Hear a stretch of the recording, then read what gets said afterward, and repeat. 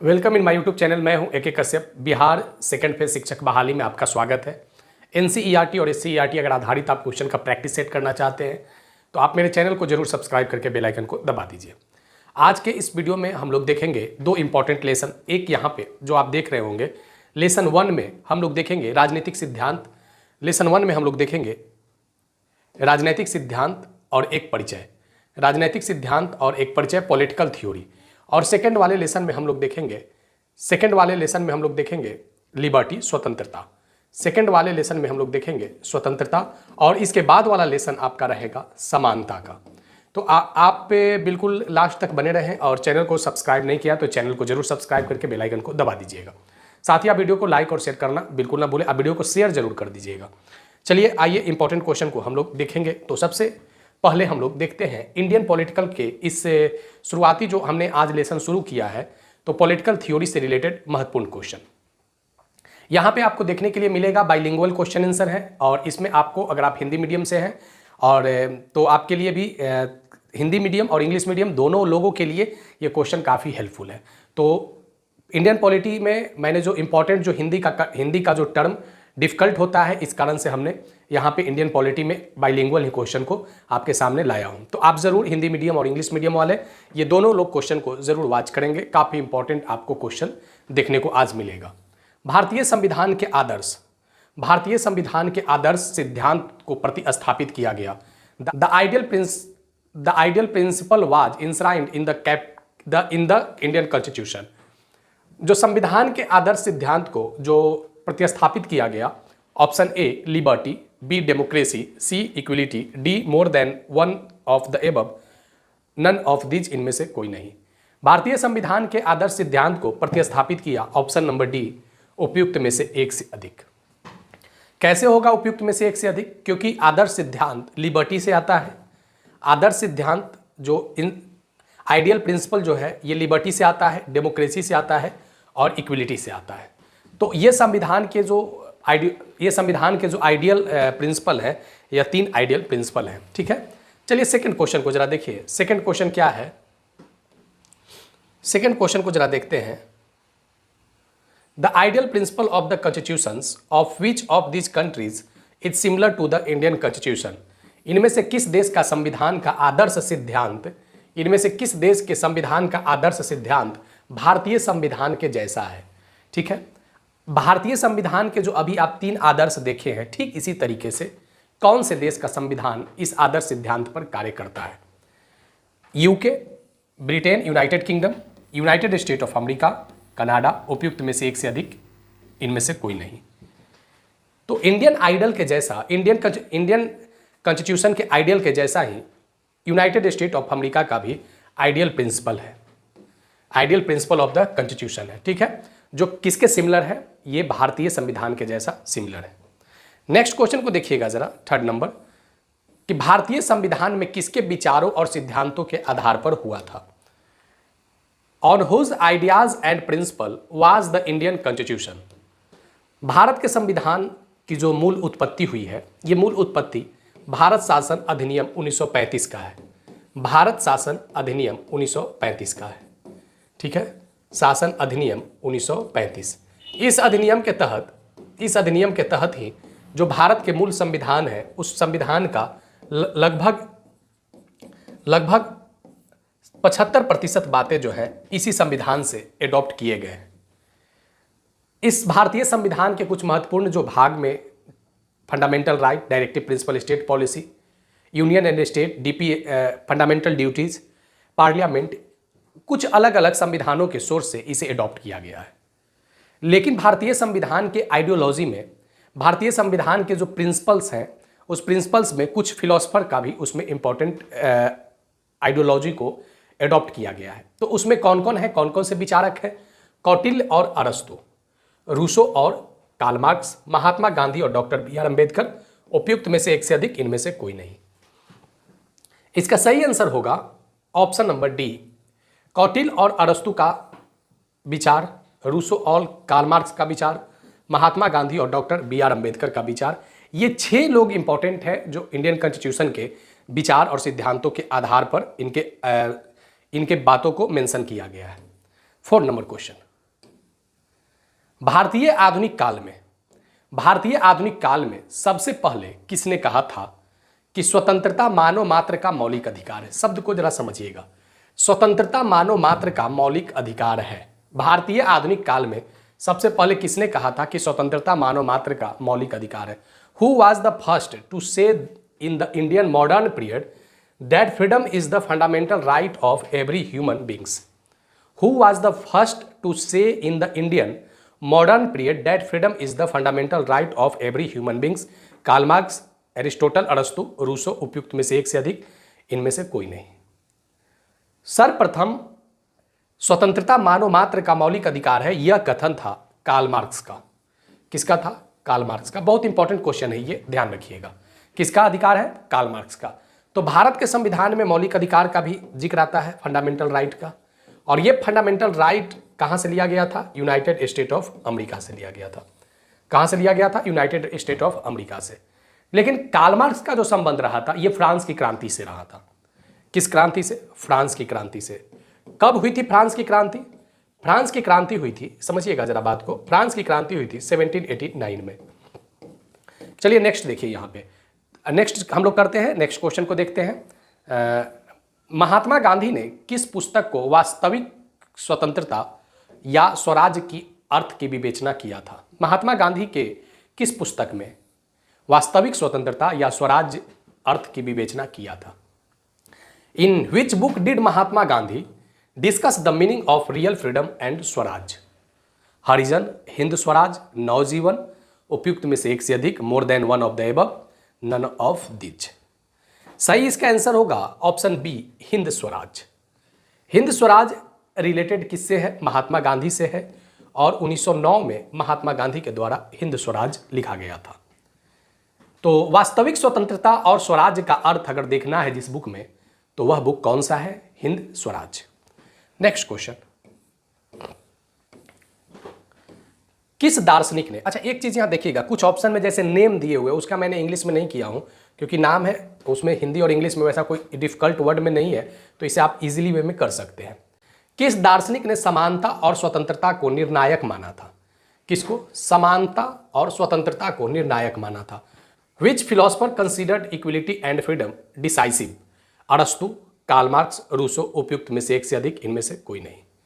तो समानता और स्वतंत्रता को निर्णायक माना था, ऑप्शन नंबर इसका क्या होगा? ऑप्शन नंबर बी होगा Karl Marx.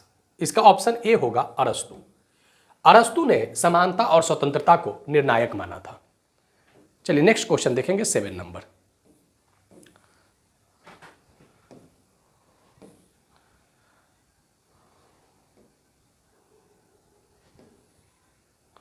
Seven number question जरा देखिएगा कि भारतीयों ने अनुसूचित जातियों को अल्पसंख्यक माना जाना चाहिए। भारत के अनुसूचित जातियों को अल्पसंख्यक माना जाना चाहिए और उन्हें संरक्षण मिलना चाहिए। क्वेश्चन क्या है कि भारत के अनुसूचित जाति यानी शेड्यूल ट्राइब को अल्पसंख्यक माना जाना चाहिए और उन्हें संरक्षण मिलना चाहिए। Indian should considered schedule caste as minorities and should get protection. ये स्टेटमेंट किसका था? Jyotiba Phule, doctor B R. अंबेडकर, महात्मा गांधी, उपयुक्त में से एक से अधिक, इनमें से कोई नहीं। तो ये जो स्टेटमेंट था ये डॉक्टर बी.आर. अंबेडकर का था। किसका था? Doctor B R. अंबेडकर का था। क्या स्टेटमेंट था कि अनुसूचित जाति को अल्पसंख्यक माना जाना चाहिए और उन्हें संरक्षण मिलना चाहिए। नेक्स्ट चलिए यहां पे आगे देखते हैं 8 नंबर। भारतीय संविधान में महात्मा गांधी के सिद्धांतों को किस अध्याय में शामिल किया गया है?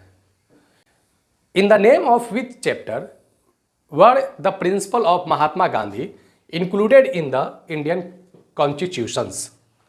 मौलिक अधिकार, मौलिक कर्तव्य, राज्य के नीति निर्देशक तत्व, उपयुक्त में से एक से अधिक, इनमें से कोई नहीं। भारतीय संविधान में जब आप देखेंगे तो भारतीय संविधान में मूल संविधान में अध्याय की संख्या 22 है। मूल संविधान में अध्याय की संख्या कितने हैं? 22 है। और इस मूल संविधान में जो 22 अध्याय जो आप देख रहे हैं, यह मूल संविधान में जो आप 22 अध्याय देख रहे हैं, इसमें से महात्मा गांधी के थ्योरी, महात्मा गांधी का सिद्धांत को कहां पे शामिल किया गया था? क्योंकि महात्मा गांधी इंडियन कॉन्स्टिट्यूशंस के पार्ट नहीं रहे थे, भारतीय संविधान के ये पार्ट नहीं रहे थे। तो इनकी जो बातों का विश्लेषण किया गया है, फंडामेंटल राइट या फंडामेंटल ड्यूटीज या डायरेक्टिव प्रिंसिपल स्टेट पॉलिसी, तो महात्मा गांधी के सिद्धांतों को डायरेक्टिव प्रिंसिपल स्टेट पॉलिसीज में लाया गया है। ठीक है, और ये चर्चा है कहाँ पे, संविधान के जो भाग है, लेसन है, वह लेसन 4 में। किसमें? लेसन 4 में। डायरेक्टिव प्रिंसिपल स्टेट पॉलिसी राज्य के नीति निर्देशक तत्व के लेसन 4 में गांधी मॉडल है। कौन सा मॉडल है? गांधी मॉडल। और इस गांधी मॉडल का जो महत्वपूर्ण एक आर्टिकल है वह है आर्टिकल 40। कौन सा आर्टिकल है? आर्टिकल 40, जिसमें क्या है? पंचायत का गठन। उस आर्टिकल 40 में क्या है? पंचायत का गठन। ठीक है, बाद में पंचायत क्या बना हमारा? पंचायत संविधान का एक अलग भाग बना, लेकिन आर्टिकल 40 में गांधीवादी मॉडल के तहत ही ये पंचायत की गठन की बात आया है। इस गांधीवादी मॉडल में स्मॉल इंडस्ट्री, स्मॉल उद्योग, सूक्ष्म उद्योग और दुधारू जानवरों से संबंधित है। तो ये सभी जो आइडियोलॉजी थे, जो ये प्रिंसिपल जो थे, ये महात्मा गांधी के प्रिंसिपल थे। 9 नंबर क्वेश्चन देखिएगा, इनमें से किसे राजनेता नहीं बन पाए थे? Who among this could not become a politician? Rousseau, Karl Marx, Mahatma Gandhi, उपयुक्त में से एक से अधिक। राजनेता नहीं बन पाए थे Rousseau, Karl Marx, Mahatma Gandhi. क्या महात्मा गांधी राजनेता थे? तो नहीं, महात्मा गांधी राजनेता नहीं थे। क्या कार्ल मार्क्स किस क्रांति से जुड़े हुए थे? फ्रांस की क्रांति से। रूसो किस क्रांति से जुड़े हुए थे? फ्रांस की क्रांति से। तो ये तीनों राजनेता नहीं थे। उपयुक्त में से नहीं बन पाए थे, इनमें से कोई नहीं। इसका सही आंसर क्या होगा? ऑप्शन नंबर ई, इनमें से कोई नहीं। ठीक है, आगे चलिए। 10 नंबर जरा क्वेश्चन देखिए। भारतीय संविधान, भारतीयों को स्वतंत्रता की गारंटी कौन देता है? Who guarantee the freedom of India? Lok Sabha, constitutions, supreme court, उच्चतम न्यायालय, more than one of the above, none of these, इनमें से कोई नहीं, उपयुक्त में से एक से अधिक। भारतीयों को स्वतंत्रता की गारंटी देता है संविधान, कॉन्स्टिट्यूशंस। कॉन्स्टिट्यूशन ये स्वतंत्रता की गारंटी सबसे पहले कहां देता है? अपने प्रेम्बल में, प्रस्तावना में। कहां देता है? प्रस्तावना में। उसके बाद दूसरी जगह स्वतंत्रता की गारंटी कहां देता है? फंडामेंटल राइट में। फंडामेंटल राइट में, राइट टू फ्रीडम में आर्टिकल 19 से, कहां से? आर्टिकल 19 से लेकर आर्टिकल 22 तक, आर्टिकल 19 से लेकर आर्टिकल 22 तक स्वतंत्रता की गारंटी देता है। और स्वतंत्रता की गारंटी कहां मिलता है? और स्वतंत्रता की गारंटी मिलता है आर्टिकल 226 में। स्वतंत्रता की गारंटी और कहां मिलता है? आर्टिकल 32 में, जिसमें रीट जारी करके स्वतंत्रता की गारंटी दिया जाता है। तो who guarantee the freedom of Indian? Constitution. Next, आप इस बार बीएड वाले लोगों के लिए क्लास 6 to 8, 9, 10, 11, 12 एक लंबा आपके पास अपॉर्चुनिटी है। डीएलएड वाले जो पेपर 2 क्वालिफाई हैं और ग्रेजुएट हैं, तो उन लोगों के लिए भी क्लास 6 to 8 में आप फॉर्म को भर सकते हैं, आप एलिजिबल हैं। जनरल स्टडीज और सब्जेक्ट रिलेटेड साइंस और सोशल साइंस के लिए आप ज़रूर मेरे चैनल को वॉच करें। अगर आप सब्सक्राइब नहीं किए तो सब्सक्राइब जरूर करके बेल आइकन को दबा दें, क्योंकि पिछले बार भी मैंने बीपीएससी 7th फेज वाला जो चल रहा था, पहली बार जो बीपीएससी एग्जाम ले रहा था, उसमें बहुत सारे क्वेश्चन आपके मैच किए थे, प्राइमरी में भी और पीजीटी में और टीजीटी, तीनों जगह ये क्वेश्चन मैच हुए थे। और फिर इस बार मैं दावे के साथ कह रहा हूं कि फिर आने वाले एग्जामिनेशन में इस बार पिछले बार से भी ज़्यादा क्वेश्चन मैच होंगे, क्योंकि इस बार एक अच्छा टाइम मुझे मिला हुआ है और नंबर्स ऑफ क्वेश्चन का भी दायरा मैंने बढ़ा दिया है। ठीक है, तो आप बिल्कुल बने रहें और एनसीईआरटी और एससीईआरटी 12th क्लास तक हम कंप्लीट करवाएंगे साइंस और सोशल साइंस का।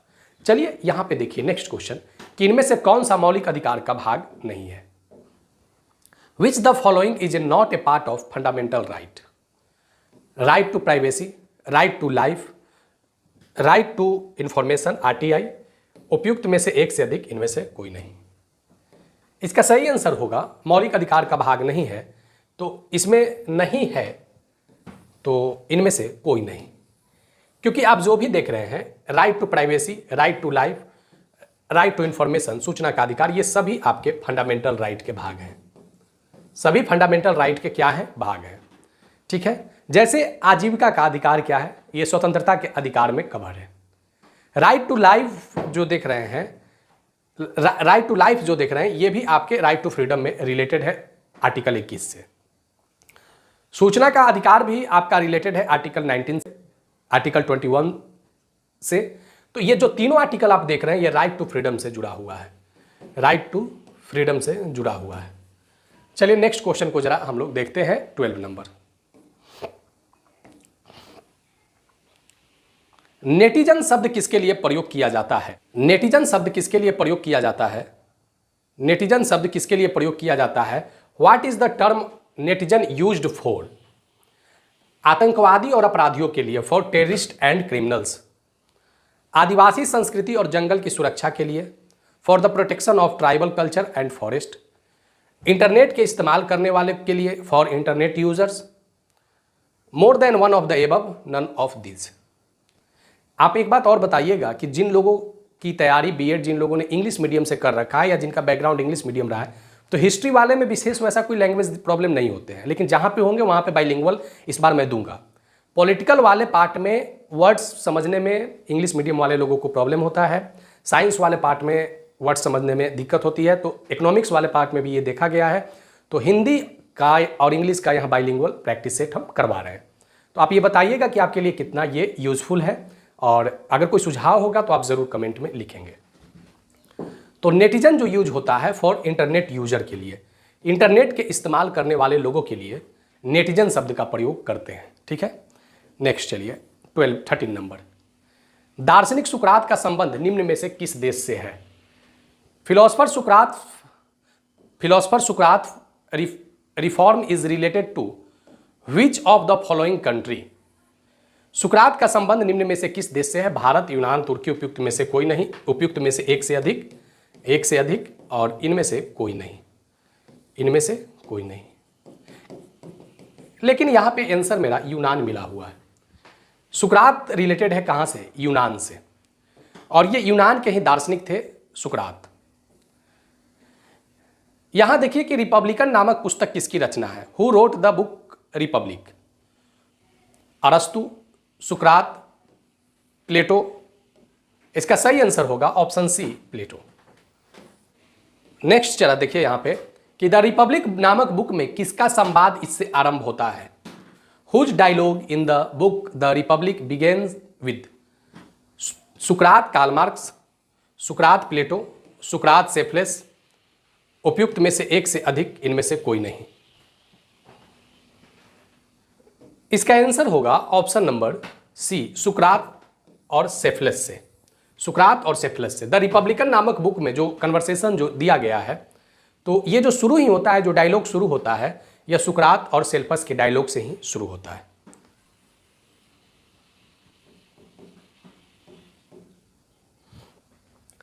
इनमें से मानव के जीवन का अमूर्त नहीं है।